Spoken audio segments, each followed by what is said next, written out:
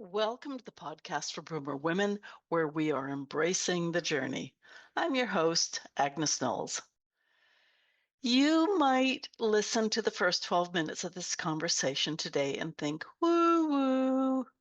But a number of years ago, I heard, I think it was Joe Vitale, say that woo woo means anything is possible. I want you to keep that in mind as you listen. Mari is my guest today because I've had a few incidents over the years that seem to defy explanation. If you really think about it, good chance you have too. Neophyte about explains my knowledge of Mari's intuitive abilities, but she suggests that you, at this age, are ripe for our energetic side to take the lead. One little aside, I think my I think Mari is my sister by another mister. She talks as fast as I can and covers umpteen thoughts in 10 seconds, just like I can. Listen now.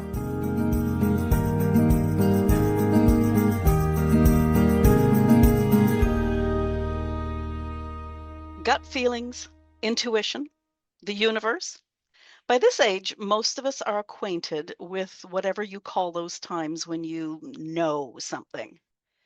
My guest today says, if God, or the being of your understanding, created so many religions, modalities, and way to pray and ask for things, wouldn't this being also create an equally robust way of getting the answers back to you? Back to us, sorry. Mariana also says we have an entire dashboard of frequency-based abilities that we're all born with. She calls it 5D frequency and says those abilities are meant to be fully integrated with our physical 3D senses and abilities and used throughout our day on all aspects of our life. If I've got your attention or curiosity, then yay. And now I'll admit I needed to copy a lot of that intro from my guest's profile. I really have no idea what I'm talking about. Today will be a learning curve for all of us. Mariana Cooper. Mari, welcome to the podcast for Boomer Women, where we are embracing the journey. Oh, thank you so much. I love that intro. I love how everybody does it a little different. That's awesome. That's awesome. I'm so happy to be here. Exciting. I'm going to be letting you do most of the talking today because most of this is quite out of my bailiwick. Now, you say you're a third generation intuitive. Can we Mhm. start there? Sure. My mom and my grandmother were both highly intuitive. Neither one of them was particularly professional. Actually, my mother was a psychotherapist, but she ended up in her therapy sessions using channeling and not saying, okay, to her to her clients, I'm now going to channel for you. But she would come, we had a office off our kitchen where she did her work, and she had a separate entrance for it. And she would, she'd say, okay, I have a private session. I have to go. And, all those kids who had to, stay in the kitchen and be quiet during while she was in session. And she said she would go in and she would be kind of heavy, and she would feel like, the patients were going through their things. A lot of times she's doing, like, say, marriage counseling or whatever. And she said, I would sit and I would listen for a while, and then I would feel like something would shift.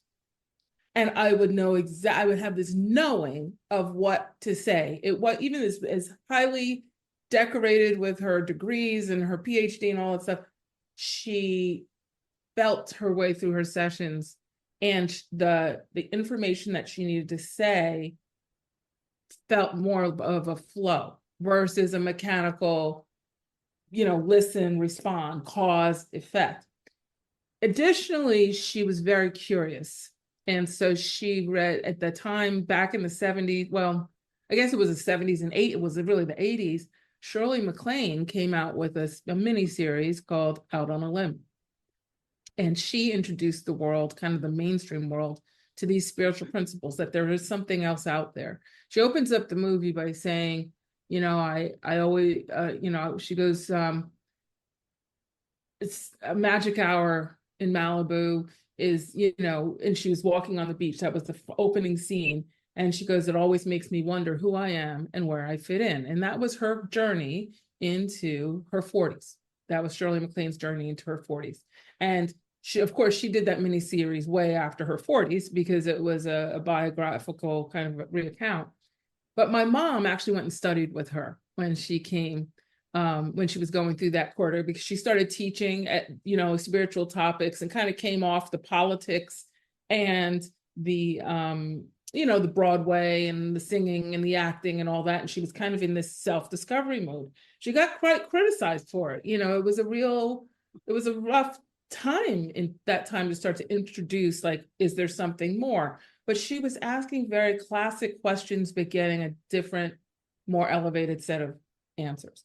So I, being in my young teens at that point, tweens, teens, as she was coming up through that, I was kind of influenced by that. My grandmother also was highly intuitive.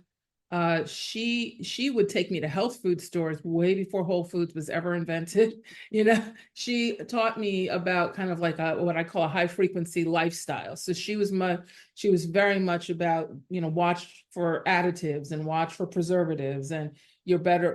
I had a horse at the time. She make me get organic carrots for him, and I knew the difference between organic and non-organic at 5 years old. So I was kind of being shaped into this thing. But so those were two influences from my childhood. However, everybody has a point where they step onto what we call an awakening path, on a path where your intellect and your life clash. Like, your intellect can't solve this problem. It could be someone passes away that's untimely. It could be a sick child. It could be, a job loss that's sudden. It could be a money crisis or a health crisis, personal health crisis. It's usually something that's pretty heavy duty. It could be not being able to find the person that you really want to spend the rest of your life with while everybody else around you does, and sometimes the corridor into that space is a positive one, but I can't say that a lot of people come to me for help and say everything's working out perfectly and now I need to know how to channel my higher self. You know what I mean? It's really where our intellect now has gone to the end of its toolkit and it needs something more. For men, I say they'll call it more of their gut instinct. For women, they'll call it their intuition, as far as what they're tapping into. But I find that in our age range, it was before the kids coming in now, they don't need a lot of this education because they have it. They know, they have that knowing, they're a lot more confident. They're coming in with, more avant-garde resources. They have internet, they have AI, they're computer. But for us, that inciting incident is where we kind of went against the ladder of society that we were framed out, that this was the right way to live, and then this is not the right way to live. Like, by this age, by 25, you should have your 2 degrees, you should be on your way to getting married, if not married. You should marry a guy who's taller than you. You should marry a guy, not anybody who's your same sex. You should be the same race. He should be taller, you should be shorter. You should be 2 years apart in age.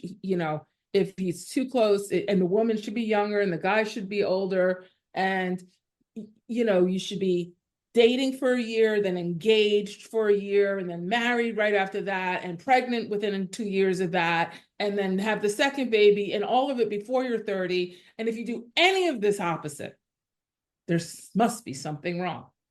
And the in-laws should be, living on the same street. There's so many things, right? We had frameworks.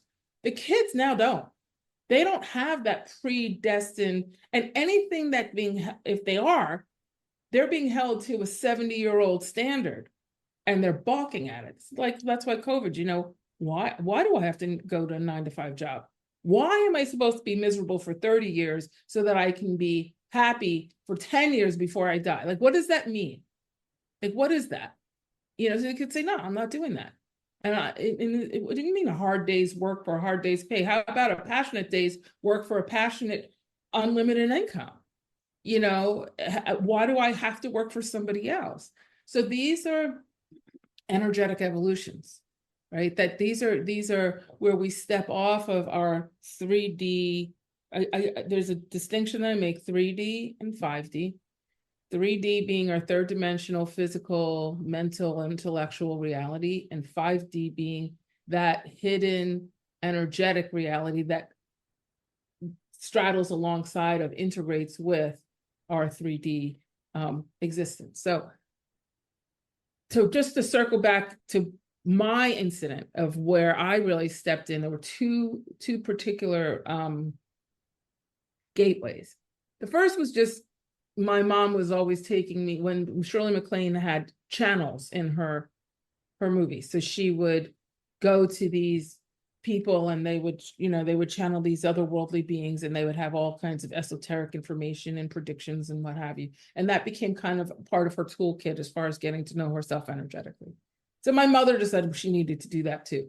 So she would take me, instead of me going to the mall or to fashion shows, we were going to channeling sessions in people's basements who had, who were figuring out this channeling thing, and crystal stores and metaphysical bookstores and what have you. So a book dropped into my lap, just like it did off the shelf in Shirley MacLaine's movie.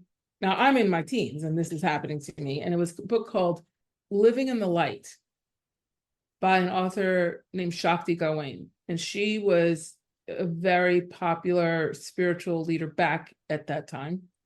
And she was my first, I read that book from cover to cover that night. And I dreamt of dolphins for 2 days. And it was just one of those, wow, there's something more, and it ultimately 25 years later, she was on one of my shows. And when she did her 25 year of publishing that book, because it was such a classic, iconic spiritual book, she ended up being on one of my shows as one of my guests. So that was really prolific to have her, at that 25 years later.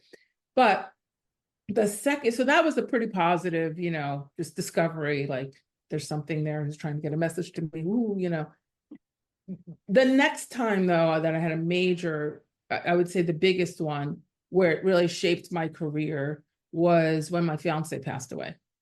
So I was in my early 30s, and when he passed away, I remember going to his funeral, and, of course, it was so untimely. We had every dream in the world. We were supposed to be the very first wedding at Walt Disney World when they started doing weddings. And of course, that got canceled. And it was just, it was a really dark, heavy time. But I went around to mediums the whole year after he passed away because I wanted to be able to, I just knew there was something I needed to be able to talk to him. I registered for, I don't know, I was on the waiting list for several major, world-renowned mediums, had probably 6 or 7 different sessions, and every single one of them said, we can't bring him through. He wants to talk to you directly. And that hadn't happened in their sessions before. I mean, these people had waiting lists, and, some of them were year-long. And I ended up going to a class, and long story short, found out that I could indeed read not only what he was saying, but the teacher ended up giving me pictures of everybody's people in the class that had passed away, because it was a mediumship class, and she wanted us to do readings for each other, and nobody could do the readings, but I did all the readings for all the people in the room. So it wasn't just my fiance who I did readings for, it was all the other people too. And people were crying and, oh my God. And so that's when I realized that my relationship with him, even though it ended on a physical level, was still very much intact on a frequency-based energetic level. And I would get kind of what we call downloads of advice, downloads of conversational chatter or chats with him. And it started to shape, how I would make decisions. And if I couldn't figure something out with my intellect, I would tap into him. Eventually that evolved out of being to, someone I knew. And I realized, okay, we have our own higher self. We have our own energetic aspect of ourself that overlays over our physical self. And that when your mental mind, your 3D mind can't get its own new ideas. It's not creative. It's not any new idea you're getting. It's actually being downloaded from your frequency side, from your infinite side, from that side that has access to your whole, warehouse of infinite things. That side of you is what sends the idea over to the 3D side of you. And then your intellect says, oh, I have an idea, but it didn't come. Your intellect is really built to focus on the past and what you've already seen before, what you've seen other people do before. That's why when you go on Amazon, you always want to read reviews. You don't want to be the first one to try something. You want to make sure that 2,000 people have tried it, 500 people bought it this month, 700 people bought it last month, and now maybe, just maybe, it might be for me. That's the mental mind. Your higher self would be like, get that one. Oh, and by the way, it's on sale. Oh, and by the way, it's right there for you. Oh, and by the way, I can get there today. That your higher self skips all the rigmarole, and your 3D self puts you through more rigmarole because that's what it's kind of conditioned to do. So I know I've kind of rambled on for a while, and that probably answered a few of the questions on the list. But well, no, what made me curious was when those messages come through that we think, oh, I just realized what I need to do. Why is that is it an accident? Or is it because most of us don't know how to tap into the 5D? there's never an accident, but I will say I have there's a few frameworks that I talk about. And one is the anatomy of the aha moment. And I think if I explain that to you, those steps, it's this quick, easy thing, then it'll start to give you a little bit of a premise, of a little framework of how it works from a non-physical to a physical perspective. And then we can jump off from there. So the anatomy of the aha moment, everybody loves aha moments, right? That's when you just like kind of what you just described was like, oh, wait, I got an idea, like I had an aha moment, like something seemed to connect, like something that seemed bigger than my intellect. Not quite sure where that came from, but here it is. So, and it feels good. There's something about it that feels good. Like even as you describe it, because you're remembering times that you had it, your whole skin tone changed. Like you lit up, as you said, yeah. Like you get an idea. But we take credit for that as well, should we? Well, look, that's Okay. that's part two of the question. Let me get to part one, and then I will say yes, you should. Because it's all coming from you. It's just the energetic side of you versus the physical side of you. Okay. So one precursor to the anatomy aha moment. Most of us have started in some sort of formal religion when we are brought up, especially in this age range. We were introduced to whether it's Jewish or Catholic or Christian or Lutheran or whatever. And so most of the religions, the formal religions, I have studied quite a few of them, focus on the premise that we're these physical bodies, and that's our primary. And then there might be something spiritual within us, like our soul. And the primary is the physical body and the physical intellect. And that's like the leader, and that's the smart one. And then this soul thing that only a priest, a rabbi, a minister can help us to connect to, if we do something right, or if we have cancer, or if we're going to have a baby, we can call on this thing. But if we don't waste its time.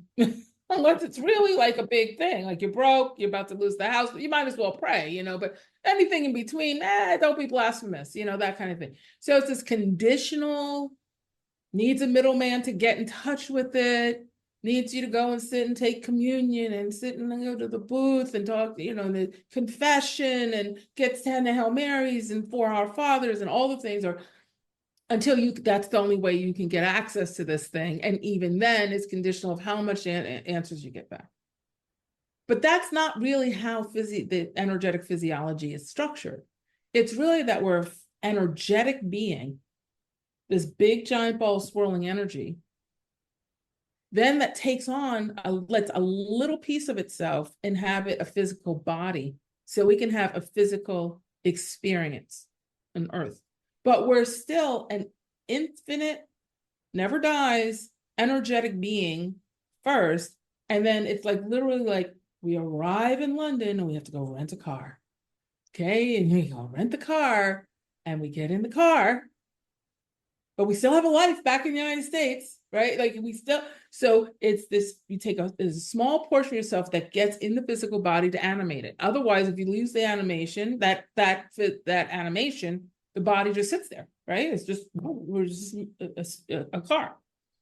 So you get in the car, you turn the car on, and on that dashboard, you have a dashboard, you have operating tools. And as you get in that body, in our body cars, we have our physical side of our dashboard, 3D, which would include our mental and intellectual and analytical abilities, includes our physiology and our biology. It includes also all of the negative emotions, blame, shame, guilt, fear, anxiety, all of that. And it includes a recorder to record what we've done. So we know we have a past, we know how to keep ourselves safe. And that's governed by the 3D, what we call the mental mind or our intellectual mind. It's there to be a logistician to help us logisticize our march around, our drive around the planet, to keep us within the law, to take care of us and keep us safe. That's the primary goal, is to get around life and keep us safe, right? On the other side of that dashboard is a whole other side. We are equipped with travel-sized versions of what we can do when we're not embodied. So we have our ability, and that's what we call our energetic side of our dashboard. This is meant to be going along side by side. And in fact, it's meant to be used 80% of the time. It's the engine of a lifetime in a body. It's not just the mechanics, right? It's the navigation, it's the satellites, it's the navigation, it's Siri, right? And so you have a whole suite of energetic abilities that you're born with that were meant to support the physical abilities and actually be leaned into 80% of the time. Physical is meant to be 20%.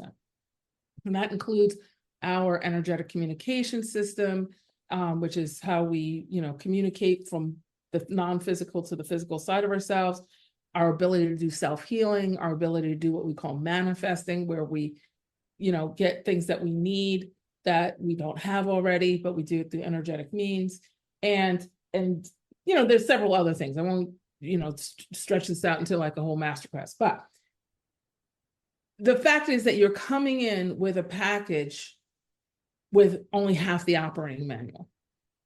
Because our parents, especially in our age range, our parents are very focused on get through the structural world.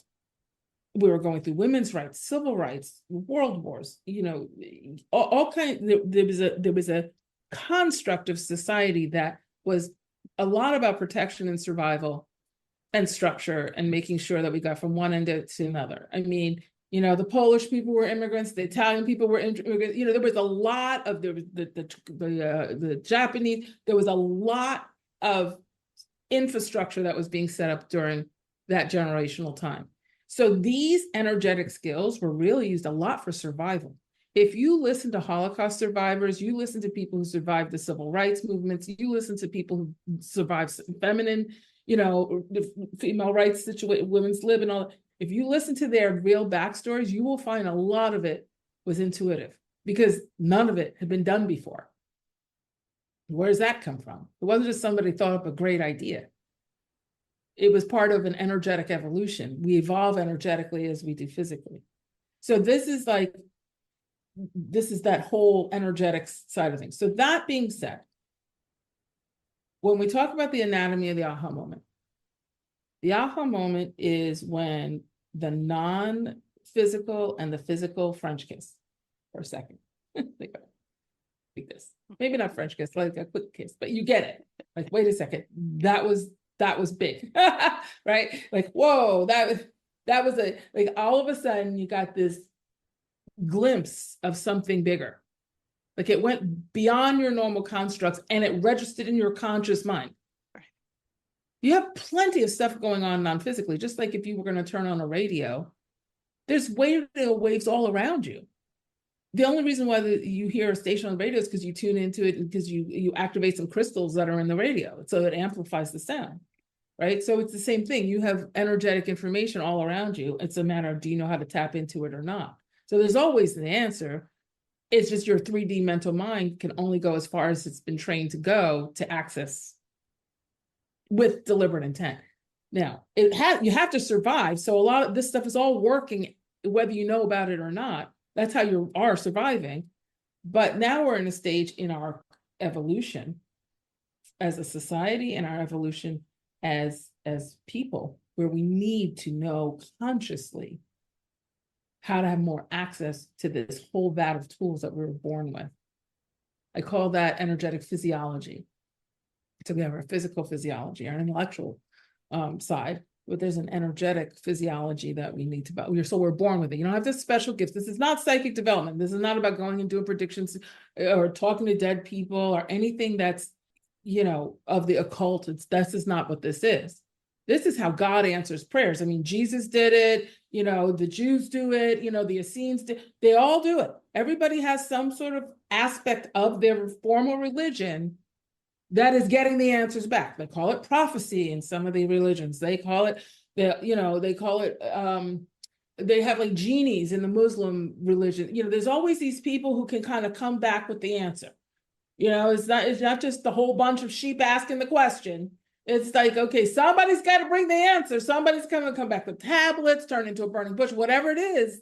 But somebody has to have some answers because there's too many people asking questions. I mean, it doesn't make sense. So, anatomy of the aha moment. So we have 5 energetic senses in our body. So we have an overlay of, so we have our physical sight, our physical, touch and feeling. We have an energetic sight, that's called clairvoyance, an energetic hearing, that's called clairaudience, energetic knowing, that's called claircognizance, an energetic feeling, like in our solar plexus, like in our belly button area, we call that, felt it in my gut, that's called clairsentience. So we call those the 4 clairs. This is more, but this is the 4 clairs. So that's your energetic senses first. Your higher self, when it's getting a message to you, that first rung of the aha moment is, it will always 100% of the time send it to one of those clairs first. Or just send it to all the 4 clairs, but you'll probably register, most of us are stronger in one than the other. So you might get a deja vu, or you might hear lyrics of a song in your ear, and if you tune into it, you realize, wow, that's really like what I need to know, what I need to know right now, right? Or you get this feeling of lightness, like, oh, like, yeah, that's making sense to me. That feels right. Or you know how to do something without having been taught. You kind of just know, you have this knowing about something. That's one of your 4 clairs. That's how they operate. So your higher self always starts there. Your physical body being the antenna that it is, right? Your physical body then has a response system. Your physical body will get goosebumps. It'll get a feeling of lightness. It'll get a feeling of heaviness. It might get a feeling of heat if it's, a negative thing. It might get a feeling of nausea even, just like, oh, my stomach's sank. Oh, something. I don't know what it is. I went into this room and, oh, I don't know who was in there, but it just felt terrible. That's your physical body now responding to the energetic senses being tapped. So step 1, energetic senses. Step 2, body lets you know, mail's in, there's a message here. Because it's trying to help you to have conscious 3D awareness. Oh, wait, okay, switch over to that side of the dashboard. There's an energetic message coming in. So that's why you have a physical, you get I got goosebumps, I'm covered in chills. Like, I feel it, my hair on the back of my neck is standing up. That's all part of this energetic communication loop. The 3rd piece is that your higher self will then go out into an environment and send you signs, symbols, and synchronicities to prove that, quote, hunch that you got. So you'll say, oh my gosh, I was just, and there she is on Oprah. Well, I'll be damned. Like, oh, wait a second. Why is it? I was just thinking about that car. It's not just the reticular activating system, although that's part of it, because that's on the physiological side. But it's also your higher self saying, okay, now we got the message through. Now we have to reinforce it. Now, signs, symbols, synchronicities, you feel like are, quote, coincidences. Like sometimes if your mother passes away, it's like, oh, if every time you see a red cardinal, I know that's my mom. So then you'll see a red cardinal when you're on the highway. Your mom's trying to say, hey, I'm here. I know you're going to a heavy duty appointment and I'm here with you, that kind of thing. So that would be a sign or a symbol. My dad was in the Army, so anytime I see the Army sign on a car, it always has to do with something, has to do with my car, I know, oh, dad, okay, dad's here. So those are signs. Synchronicities are like kind of asynchronous events that happen, so they register with you. And then messengers. Your higher self will send you other people to give you contextual messages. So yeah, you can see repetitive numbers, like I'm always seeing 4:44 on the clock, I'm always seeing 2:20. That means something. Yes, it does. All of that kind of thing. But sometimes you need a more contextual answer. So your higher self will send you someone like, do you realize you were a messenger for me today? I really needed to hear that. Well, that's all part of the anatomy of the aha moment. So that's the loop. That's the 3-part steps. So can you trust it? Absolutely. Your higher self never, ever is wrong, and it's never lies.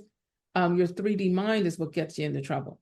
Remember, there's no blame, shame, guilt, fear, judgment, anxiety on the energetic side. That's all man-made constructs. I know that was long-winded, but that's really what it is.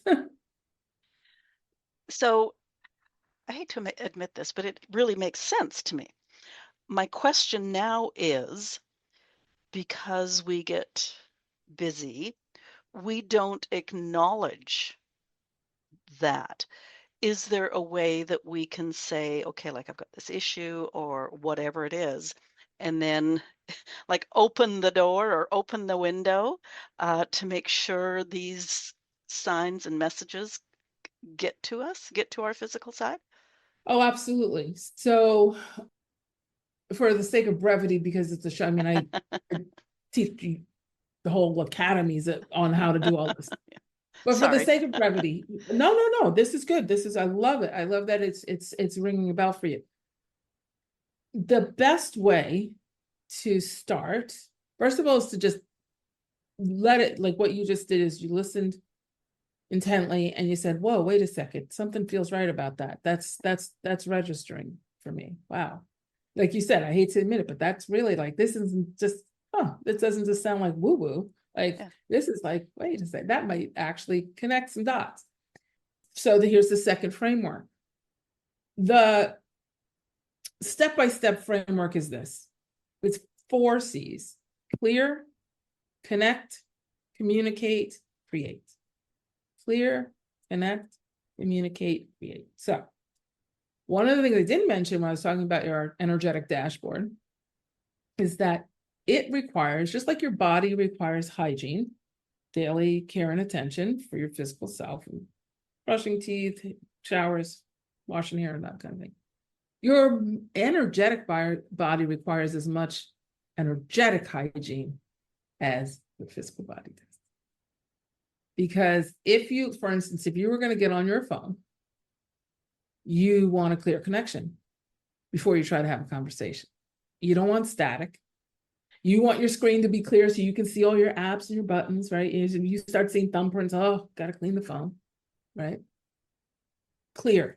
So the first thing you want to make sure you're doing is some sort of energetic clearing. And that could be anything from smudging, which is these things you can Google, to taking a hot salt bath or using some salt in the shower. That's kind of considered to be an energetic cleanser. So if you'd like have a Himalayan salt or something and you just scrub yourself with that, that's considered to be an energetic type of cleanse. That's a really simple, easy one. There's plenty of, you can go in all directions with energetic cleaning. So first you want to have a clear connection. Then you want to connect. Well, when I say connect, what I mean is in order to use your phone, you want the phone to be clean, right? You don't want to catch anything from your phone. But then it has to be wired to something. It has to, the phone itself has to be charged. And there needs to be a Wi-Fi signal or a T-Mobile or a Verizon signal to run the phone. Otherwise, you just have a piece of metal and a lot of whatever's in there. So connect is the second one.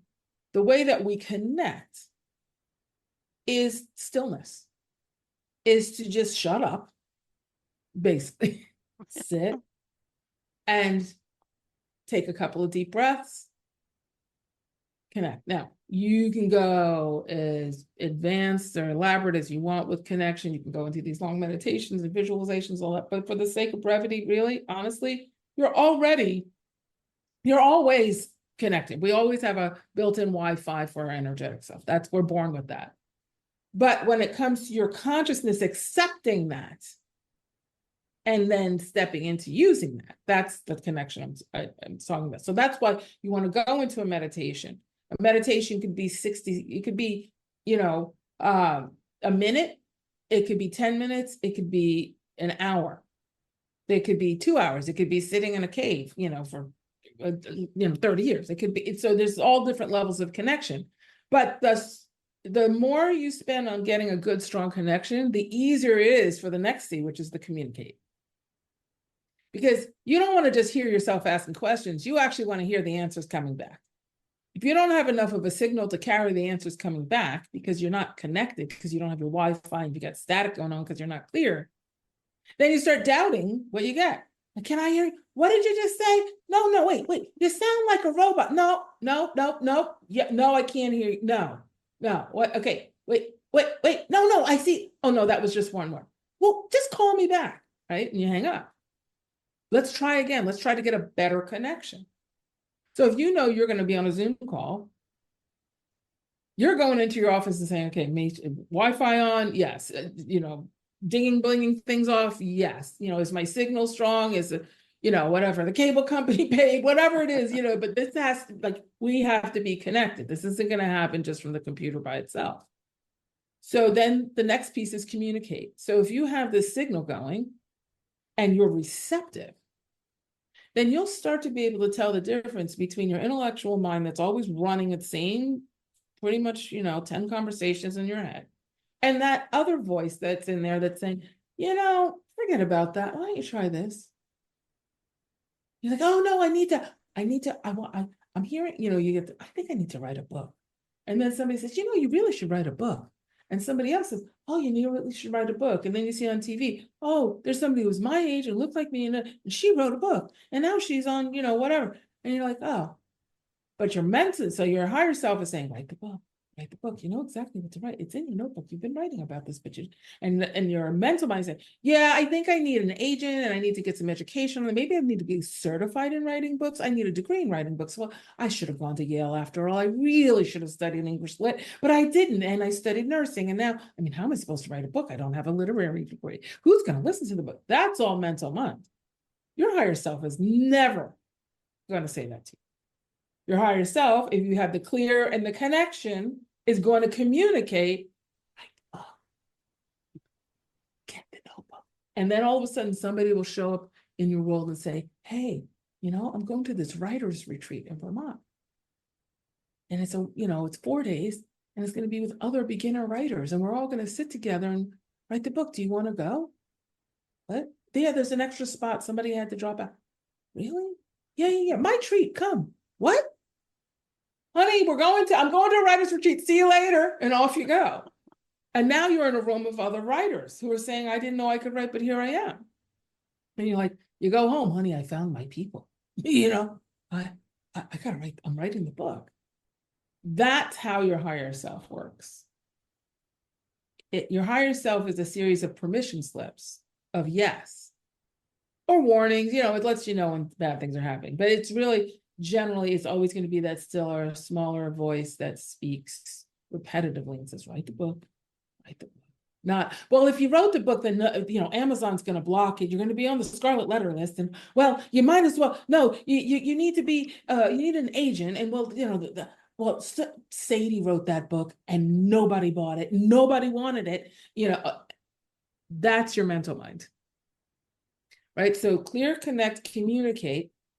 When you communicate and you start to get these, what we call downloads from your higher self, it gives you the create part. It gives you what we call inspired action steps to take. So you might say, okay, Spirit, I'm going to write this book. All right, I'm open. And that's how you can invite this in, right? Here's a tool for you can say, you know what? She said, put some salt on me in the shower, done. She said, sit down for 2 minutes and connect, done. All right, here I am, talk to me. and you hear write the book, and all right, well, give me a sign that I should write the book. And then, oh, now we're in Vermont at the writer's retreat. With the writer's retreat, they say, okay, no, you don't really need an agent now, not with the way things have evolved in the publishing industry. And in fact, that would slow you down. And no, you don't even need to write the outline all by yourself because we have this thing called AI. And no, we don't, you see, and you get with other writers and they start reading and then they start teaching you about writing lifestyle. Like, what's the lifestyle of a writer? Like, do you just do this? You have to stop your whole life to write the book? No, you write 5 pages a day, this kind of thing. So your higher self is making it more efficient. And that's what we call inspired action steps. So instead of just trying to do everything, like throw everything up against the wall, the old-fashioned way, and so we can, quote, legitimize ourselves so we can feel worthy of writing the book, we get the channeled way so that the book actually gets finished. Because at the end of the day, your higher self wants you to have something that's going out to the world for the greater good, as opposed to just proving to yourself that you could do it. Okay, I'm going to go just slightly sideways now, and my next scenario is based on, I think it was your first communication with me. You said you found that women over 50 seem to have a big increase in access to their intuition. Your Yes. words, once we cross that 50-something and beyond threshold, all of those old infrastructures, like when our parents, peers, spouses, and even kids played a huge factor in our next moves or how we perceive ourselves, when those Yes. infrastructures give way, that is when the good stuff really kicks in. I'm going to just throw a little but in here. Um, Oftentimes, those old infrastructures have robbed women of the knowledge of who they truly are. They identify only as mother, spouse, employee, whatever, daughter. Can you either tie it all together or break it down, whichever it takes? Yes. So roles and identity are 2 different things. We come in here into our bodies as infinite beings, where we have access to an infinite number of versions of ourselves, and bigger conversation for another day. From the energetic side of ourselves, anything is possible. So you can be whatever you want. From a physical side, though, in our 3D, remember I was talking about that 3D side of the dashboard. One of the things that would be included in there are roles, right? So you're going to be a mother, you're going to be a teacher, you're going to be a sister, you're going to be a cousin, you're going to be a nurse, you're going to be a doctor, career person, you're going to be a philanthropist, you're going to be a vegetarian, there's all these things. Those are your roles, and they are invitations for life lessons, really. They're containers for contribution and for lessons. What you learn as much from your kids as you teach your kids, probably more. Those marriages, those are about as learning container as you can get. 1, 2, 3, whatever it is, none, whatever. Your girlfriends, huge learning containers. Roles, right? So one girlfriend, depending on what time of life you're in, one girlfriend, you're the pretty one and the hot one, and she's the studious, homely one, and then she gets the fancy guy, and you're like, wait, what? Because he didn't want his girl to cheat on him, and you're too pretty for him, so he's going to take her, all this kind of stuff, right? There's these roles. The identities, though, is when you start to identify yourself as, I am an infinite being who chooses these roles to participate in, that's when you start to step into your infinite self, right? My full identity is I'm an infinite being, as opposed to my identity is I'm a wife. Okay. So when you don't have access to your energetics articulation, right? Your energetic operating manual, you start to misinterpret what your identity really is. And the leading identity, and depending on your age range, your age group, your leading identity could be wife. Talk to the women who were married in the 50s and 60s. That was a big part of it. And if you miss, you're a spinster, period. You're one or the other. Something's wrong with you. You're flawed if you're not married. That was part of that corridor of time. Now it's kind of like you're flawed if you are married, in the 2025, it's like, me, you're married. Oh, I'm so sorry, like it's a very different, how long? Oh, how long was the marriage? Oh, it's still going on. Oh, very good. Oh, or maybe not. Is it still good? Okay. Like it's not like it was back when my mother, in the 60s and, 70s, and it's a different, it's a different thing. So, but if your identity, if your encyclopedia of potential identity stops at wife, you start to get lost. Yeah. If your encyclopedia of potential identity starts as I'm an infinite being and I want to allow myself to experience various containers in my life, wife being one of them. But at the end of the day, I'm still my infinite self. I'm connected. I'm expansive. I'm worthy. The world is at my fingertips. I am empowered. I can pick and choose what I choose to do, what I want to do, and what I don't want to do. Right? So what happens is in our younger ages, when our parents are still alive, in many cases, we're marching to please our parents, to make our parents proud, or to overcome our parents, whatever story you were in. But they still have a huge influence. And often, I have clients all over the world, and I can tell you the whole parental thing travels all the way through it. Because our first identity, man-made identity, is you're my kid. And you're part of the Russell family. And the Russells don't do that. Do you understand me? The Russells don't do that. Like the Joneses might do that, but the Russells do not do that. Okay, so you need to come over here and sit down because we don't act like them, right? So there's your identity is being kind of hijacked by the family crest, by the parents' identities. I am this kind of mother. My mother used to tell me, I am Jackie O and you're Caroline Kennedy. I'm like, what? You know what I mean? And you will wear patent leather shoes and whatever that kid had on, my mother was having it made. It's, again, another day's story, another day's conversation. And so our identities, when we start to get older, our parents pass away, or we realize, you know what, she was wrong. I'm not going to be oppressed by a man like my mother was. Oh, hell no, I'm not doing that. Or I found a better guy than my dad, or somebody who was just as great as my, all this kind of thing. You start to find, we separate, individuate. In the psychological and the mental health world, we call it separation, individuation, where you start to separate and individuate from the identity of your family being your primary. And you start to find your own voice.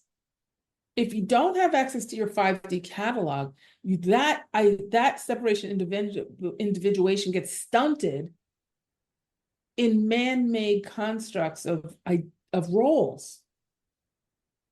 And as you get older, that you step into the 40s and you realize, wait a second, all those frameworks, like that whole thing about I was supposed to have the golden retriever when I was 28 because I had the 2 kids and I was supposed to be married and with the 2 kids already and done with the birthing process by 31, and we're supposed to be doing dance recitals, and my kids are not going to be transgender and I'm not going to be different and they're going to be healthy and it's all going to go like Lassie, and all that starts to break down. Oh, my career. Oh my gosh, he stole my promotion. Oh, he fired me. Oh, he, all those things that we thought were going to work for us. Oh, the government blew up. Wait, what? The government isn't doing that anymore? You got to be, what? The Social Security is going, don't get me started. So, so we have, don't get me started. I'm not going there. I'm not doing it. I'm not going to do it. And so you have these identities these roles that have failed you. And then you ask the proverbial question, who am I? And where do I fit in? And why am I here? And is this all that there is?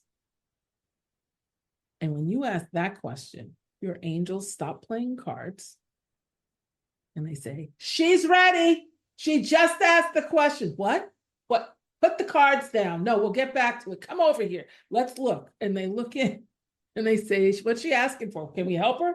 Because your higher self can only go as far as your free will allow it. When God put free will down, and he had two choices of dashboards, 5D dashboard, infinite, keep the free will so you could kind of always do whatever you want, or the 3D side of that, the physical body, the intellect. Who gets the side of the free will where, what you have the final say is essentially free will? Gave it to the 3D side. So, your higher self can't drop you off a cliff. You get to say no, right? So you get your rights, you get your energetic rights. However, it's also then stuck into the side of you that's the most limited. So you can use it against yourself quite well. So if you say, I'm not listening to any of this because what she's talking about is woo-woo and crazy and I don't get it, then that's your free will. And guess what? Nobody's going to, nothing I can do. I just see, here's the book. And then, you can take it or leave it on the nightstand or read it, one or the other, whatever you want to do. It's up to you. But there's the book, right? And so as 40 and 50 and 60-year-olds, we come to those stages. Now, some kids get it earlier, but it comes through disappointment. It comes through the infrastructure isn't like fulfilling me. It might be like the church. I remember when I was going through my fiance passing away and some other things even leading up to that, I would go and sit in the Catholic church, not during mass. I would, because I was raised Catholic, but I would go sitting and searching, just like, okay. And they would read the gospel and it would sound terrifying, the thorns and blood and the spears and the things and the nails. And I was like, all I'm trying to do is understand why he didn't call me back. I don't know about the thorns and the blood and the Christ and I just want to know, is he going to call me back? Am I going to have a husband? It didn't fit the colloquial life. And so as we get older, we step through and we say, you know what? I don't care anymore. I'm available to me. I want to pick my identity. I'm a woman. When I left corporate America, I had 12, 15 years in corporate in all different levels. And I was executive consultant. I was a vice president, all these different things. And I got a package and I got to leave.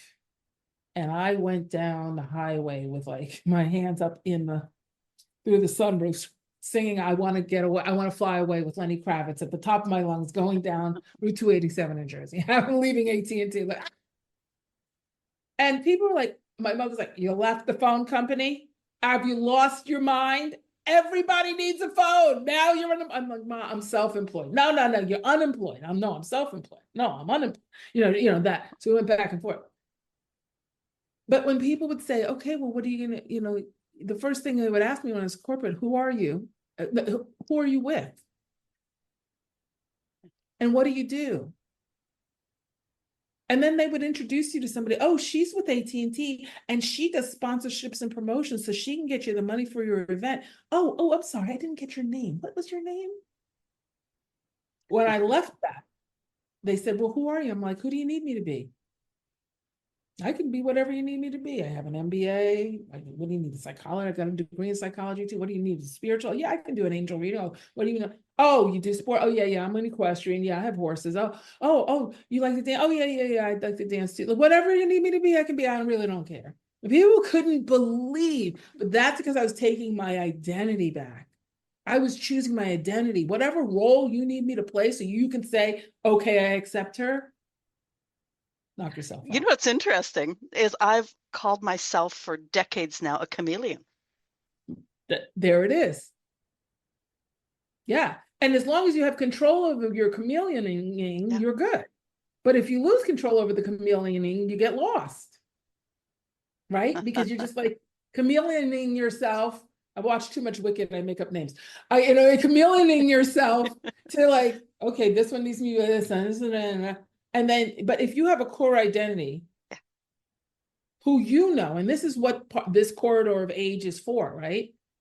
This is where ideally you have your health and your prowess, enough experience that you have your mosaic pretty good there. You have your points of reference, your mosaic, and some accolades and things and some nice memories, but enough open space ahead of you that you get to self-identify, that you get to discover yourself. And when you have that fluent conversational relationship with your higher self, I have over 3,000 recorded messages in my phone where I've recorded from my higher self to myself in my phone, like I'm having a regular conversation.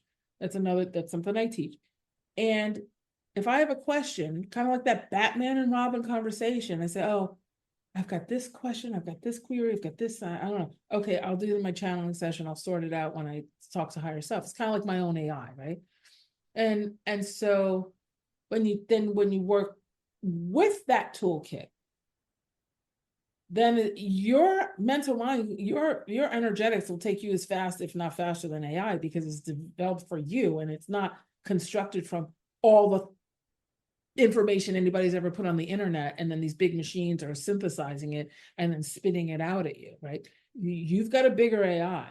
And one of the reasons why this conversation and this information and what I'm teaching is so important right now is because our technology in society has jumped massively. And in order for society to stay moving forward, the humanity has to leap with technology.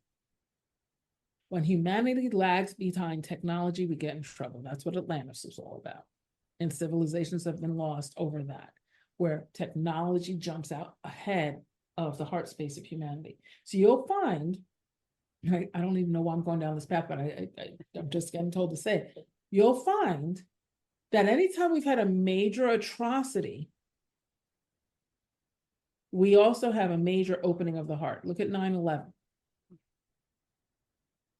When we had the hijackings of the Pan Am airplanes, I'm really aging myself right now, but how society revved up from that. How many hijackings in the United States have we had since then? Like because we got awareness and it was addressed. We had now all of a sudden, like Homeland Security was not Homeland Security prior to 9/11 the way it was post 9/11, right? So so that set of people that left the planet at that time gave billions of people later on safety, way more safety than they would have had pre-September 11th, right?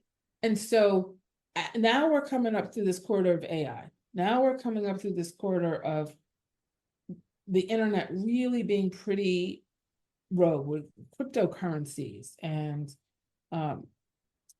social media and the way information is weaponized, the way we have these soft things happening, the weaponization of things that we consider to be benign, like communicating, like setting forth an idea and having it mutate because you can keep pumping the same idea into a system. So if what happens when you're on overload, you tune out, you numb out, and you miss out. So when you have your connection to your higher self can help you to navigate. When I watch the crazy news that we have now, I can say crazy, crazy, crazy, crazy, crazy, crazy, that. Now I can emote with that, but not emote, or numb, or just, I'm not listening. I'm closing my eyes. I'm not listening, so then you're really vulnerable. When you have your higher self will say, this one, take a beat. This one, make a phone call. This one, forget that. That's crazy. That's crazy. That's crazy. This, right? This is going to be different for all of us because of who we are, our own identities. Maybe it's part of your mission. Maybe there's something that really jerks you and you say, you know what? I've never been one to get on a march. I've never been one to make a phone call for this. No, just no. This isn't okay. It doesn't even have to do with me. It's just not okay. I'm stepping up for this. I don't care. Or we're going to go plant that garden after all, honey. Get the seeds. Let's go. Whatever it is. Right? But the level of empowerment you have when you can work with all of your operating systems instead of just a portion of one. And those big invitations to step into that energetic side generally happen, once we've gotten through the roles that we're so conditioned and that society rewards us for. And so we feel safe and comfy and, like we belong. I find that I call them the misfit toy people, like myself, are just different, they get this stuff way sooner. At the end of the day, they end up being way less vulnerable than the ones who always fit in because they have much more access to their power. So yeah, I don't know if that answered your question about I the can't 40. even remember what I asked, but Usually, I'm just loving your words because I don't know, listeners, whether you're tuning into this, but I'm just seeing so many things that in my own life and my own self, I maybe have come this far, but I haven't gone, I'm using hands here, listeners, that far, so yeah, it's just so great. much. Unfortunately, I'm looking at the clock. Yeah, I know. I was just, You wrote books. yes. Talk to us about your books. Well, I actually have them. The first one I wrote was the Aha Factor. So that was I wouldn't even say you have to start with it because I wrote this a little bit a while ago. This is this one. And that one is a primer. It's called How to Use Your Intuition to Get What You Desire and Deserve. That was kind of the baseline primer. I evolved from that and wrote the second book 6 years later. And that's the latest book. And that's called Beyond Intuition. And it's the missing handbook to mastering your energetic abilities for truly transcendent living. And that's this one. And you can go to beyondintuitionbook.com, and that's where you can get that. The other one, beyondintuitionbook.com, will have the links and everything to get that, the most recent book, which goes through everything I was talking about today in great detail. And even goes through a step-by-step process of how to get your first message from your higher self. And it really gets into the frameworks and all of that. So yeah, I would highly recommend. If this resonated, I wrote that book for you. I actually wrote it shorter than the first book. My first book was traditionally published, and my publisher said it has to be 55,000 words. I'm like, my second book, I'm doing it my way, and it's nice, it's easy, it's an afternoon, it's a quick read. It's gotten really good reviews so far. People have been really enjoying it, and I'm very proud of it. But it's a tool that I think everybody needs to have. The nice thing is, when my focus in my practice is to get you as fluent in your intuitive and energetic abilities as you are in your intellectual abilities and your physical abilities, and integrate the two so you can operate with full operating power. And that's actually a lot quicker of a process than learning the 3D stuff, like from birth, right? So 17 seconds of energetic focus is equivalent to 3 hours of physical work. 17 seconds of energetic frequency focus is equivalent to 3 hours of physical work. So it's not going to take you as long to catch yourself up energetically with your energetic senses as it did to learn all the things we had to learn in walking the physical world.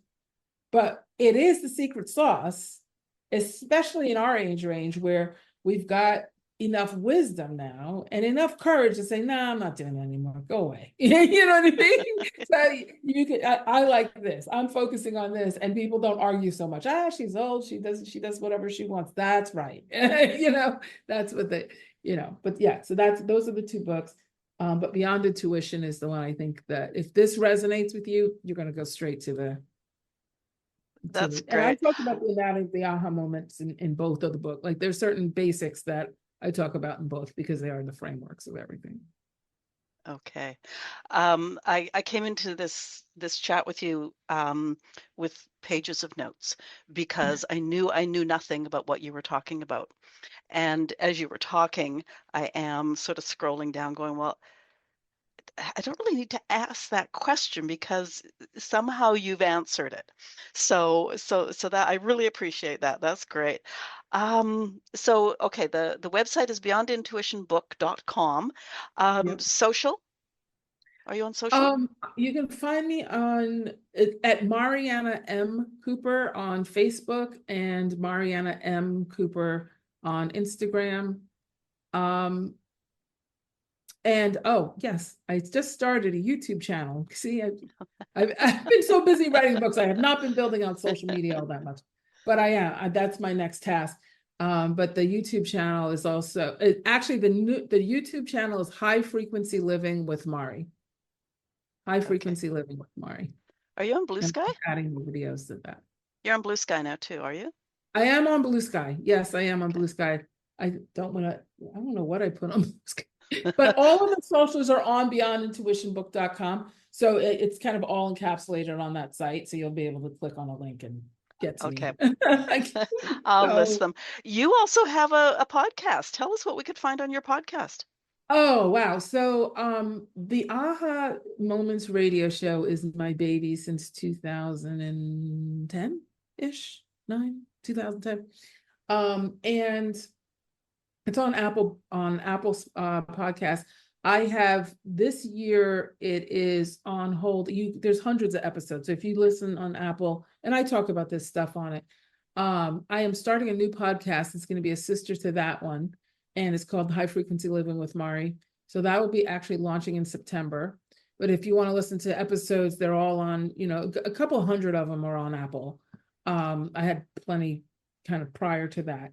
And it's a fun show because that one for the beginning of when I was doing that show, I did a lot of interviews, a lot of Michael Beckwith and James Von Praga, big people. And then I switched over to teaching. So those shows are kind of like almost like little master classes on things, and so those have been well received. And the new podcast that'll be coming out in after, because right now I'm on this side of the mic doing all the guesting, but in September I'll go back to the other side of the mic and start to host. I really want to develop that to be kind of like Joanna Gaines and High Frequency Living kind of have a baby, like where it's like, where it's like fixer upper, like high frequency travel and high frequency cooking and high frequency healing, and high frequency parenting. Like, how do you incorporate this frequency based perspective into the things that are important to you in your own lifestyle? And to really, so we go more into the integration process instead of just keeping in theoretical, ideological. I want you to be able to understand how, like I feel my way through what podcasts I accept to be a guest on. I feel my way through what I wrote to you when I, wrote to you about being on your show. I feel my way through what I'm going to put on or what color, or what I'm going to eat, whether it's going to be a protein shake or a boiled egg. Like your body whispers to you too, so I wanted to create a platform and a lifestyle brand that would really help people to adopt this full version of living as opposed to just half dashboard. And it's really fun. Like this is the thing. This is the thing. That is so good. Okay, before we close, may I ask you a personal question? Sure. Now, you've already touched on this, but I want credit for digging deep. Okay. Oh, God. Horses and dressage. Oh, don't get. You're gonna extend this thing. What do you want to know? You've just answered the question. It's like, ah. Oh yeah. My mare, Farah, is my heart, and one of my little known things that people know about me is I import horses from Europe, Oh. and dressage sport horses for amateurs coming back to the saddle. I focus on like life was always going to bring you second chances, and I work with women mostly over 40 who are coming back for the second chance at their dream, and a lot of the trainers say, oh no, get a young horse that I can train and show and on your dime. And I said, no, you're going to get the horse that's perfect for you, that you dreamt about all your childhood.